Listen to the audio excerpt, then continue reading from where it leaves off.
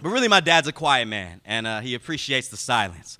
And whenever I speak to him in English, he always returns the foreign favor.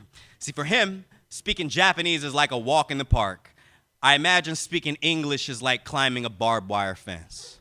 See, my father's accent is bumpy, like the conversation between airplane tires and American concrete that welcomed his arrival to the United States.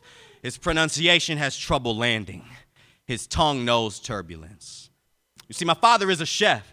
He'll add extra syllables to his sentences like seasoning, something that tastes better in his mouth. If I ever complain about hunger, he'll tell me to go get the cheeseburger to Burger King.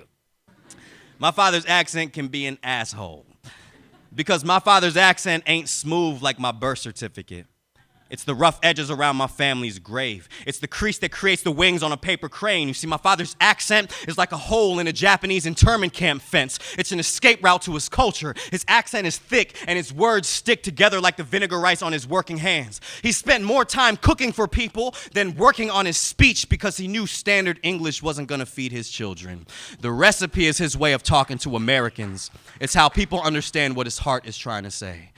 You see, the accent is the mark of an immigrant. It's a ruler with mile-long increments that measures the distance away from home. See, maybe Asians are known to be good at math because that's the only homework our parents could help us with. Or maybe I'm being defensive because I'm afraid that my rusty Japanese is a broken chain link that can't hold my lineage together. I am afraid of passing down my lack of language to my children, and their grandpa's accent will sound more foreigner than family. I am selfish, writing poems and poems and poems about Japan when my name is the only word I know how to write in Japanese.